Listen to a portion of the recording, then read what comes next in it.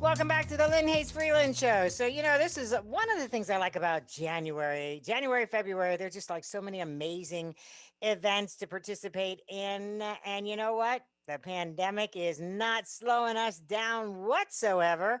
In fact, if you check out the August Wilson, if you follow Janice Burley, let's just start there. If you follow Janice Burley Wilson, there's always something going on. She's always got her hand in something, and this is no exception. And with her today is the incomparable Nikki Giovanni. Welcome, ladies.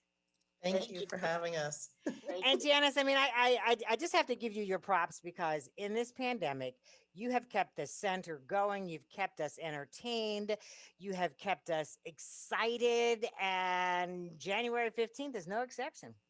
Thank you for saying that. I think that that's our job at the August Wilson African American Cultural Center. And just because we can't be together, that doesn't stop. And it's a very emotional time. It's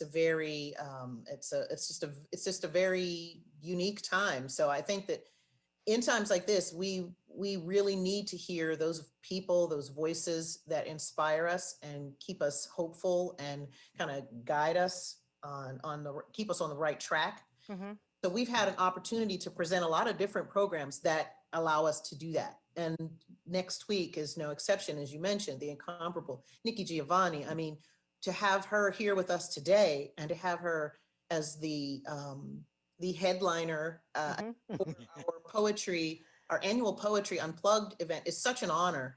And if it wasn't for the pandemic, we might not be able to make that happen as easily as we were able to with technology. So I just want to thank you, Nikki Giovanni.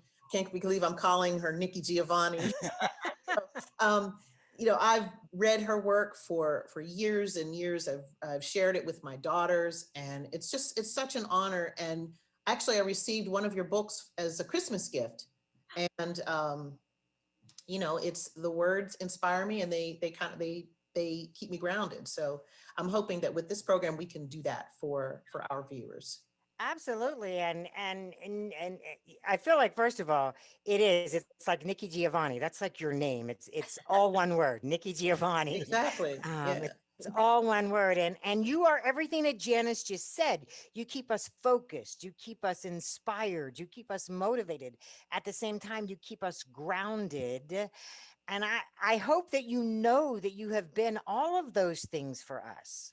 Well, thank you very much. And as you know, the August Wilson stamp will be out in a couple of weeks. And I'm very excited. I collect black stamps. And so I'm very excited about that. And I smile all the time with my postmistress because I have her, I have wanted, and now I have her in the habit. If a black stamp comes through, she puts them away because otherwise you don't, somebody buys them up and you don't get them. But she sneaks them up and she says, I've got some stamps for you. And that'll be what it is. So I'm looking to that. And I've been, of course, to the center, and I've enjoyed being at the center.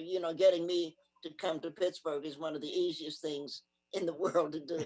Okay, I'm a host. Thank you very, very much.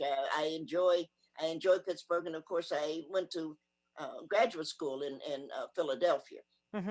So Pennsylvania is as far as I'm concerned. Other people might feel a little differently, but no, I just remember a good feeling of being there. And of course, you have done wonders with that center. And I think that it's a good thing. We need to keep doing as we have always done from slavery till now. We have told the story, and we have used any number of things, whether it's poetry or whether it's plays or whether it's songs or whatever we're doing, we keep telling the story, and I'm just so proud to be a part of that story. So thank you very much.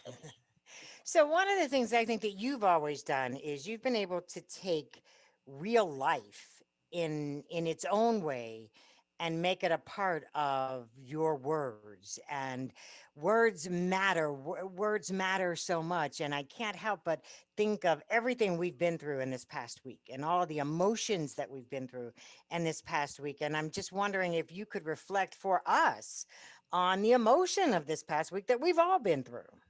Well, of course, I I had not, of course, but I had an interview with the New York Times, which I'm so glad I did. Hmm. And you remember Donald Trump said he had COVID. And I said to the person who was writing it, Ms. Harris, I said, gosh, I was really sorry he didn't die. It was. And so she put that in. And my attorney said, that wasn't a nice thing to say. I said, well, you can't always be nice. I am sorry that he didn't die because he sent his people into Congress to kill people, Hmm. to hurt people. And so there's no way to be nice about it. And I'm a Christian, so I always remember that Jesus said, get thee behind me, Satan. And I think that that's a remarkable thing. Jesus wasn't trying to understand Satan. He wasn't going to say, let's sit down and have a beer. He said, get thee behind me. And I think the Donald Trump, I think that we need to get rid of Donald Trump. And then I think we need to charge him. He is a traitor. And I've only heard two other people say that. But the poets have been saying that for the longest. Since he's a traitor. It's not that we disagree or, gee, we don't understand him. None of that. He is a traitor. He has sold his soul to Russia. And he has done everything that he can to make sure that Russia gets their hands on it. And so finally, we are beginning to everybody's beginning to see what the poets are. So good for the poets.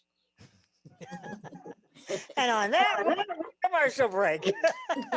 We'll be right back. We're going to talk about January 15th, how you can get involved and how you can come out and hear, well, not come out, but how you can hear more from Nikki Giovanni. We'll talk about that and much more when the Lynne Hayes Freeland Show continues, so don't go away.